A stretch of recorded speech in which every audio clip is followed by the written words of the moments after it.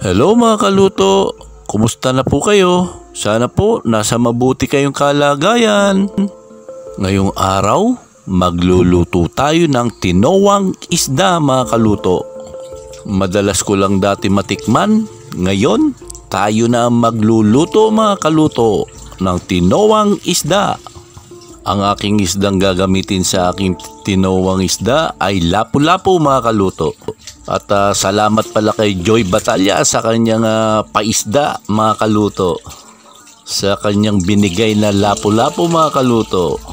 At eto pala yung ating mga sangkap. Meron tayong Chinese cabbage, tanglad, bell pepper, onion leeks, kamatis, sibuyas at luya mga kaluto. Maglalagay din po tayo ng siling panigang mga kaluto. At para maiba naman ang ating tinawang isda, maglalagay ako ng sariwang sigarilyas mga kaluto. Ang ginamit ko palang pampaalat ay asin mga kaluto. Pero pwede rin po kayong gumamit ng patis mga kaluto. At ang gagamitin nating sabaw mga kaluto ay hugas bigas mga kaluto. So ano pa ang hinihintay ninyo? Samahan nyo na si Kaluto. Magluto na tayo mga kaluto.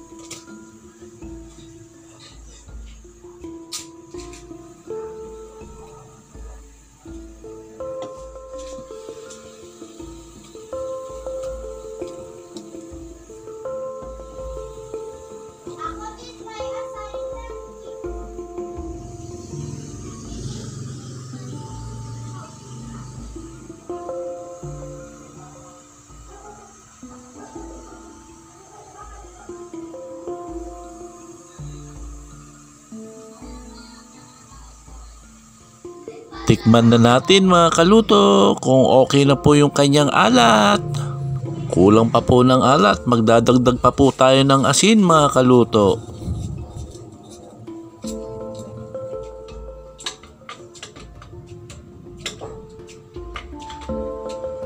At tikman na uli natin mga kaluto.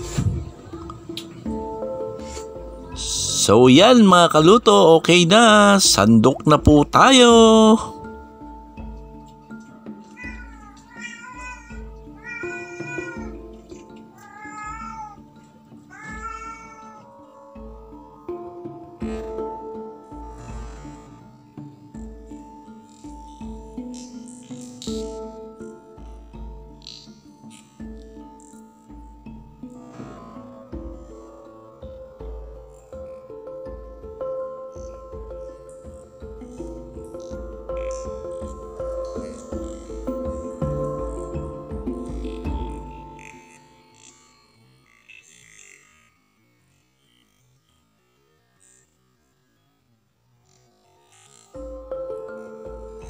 Samahan nyo na po akong kumain at bago tayo kumain, tayo humingi muna ng pasasalamat sa Diyos mga kaluto. Let's pray. Lord God, thank you so much Lord for this food. Linisin mo Panginoon upang siyang maging kalakasan ko. Salamat sa mga biyayang pinagkaloob mo. Salamat din Ama sa mga pag-iingat mo sa aming kalusugan, sa aming buhay, sa araw-araw na iyong pag-iingat Lord God. Thank you so much. Salamat din po sa mga bagay-bagay na iyong binibigay o Lord God. In Jesus' name we pray. Amen. Tayo, grabs out!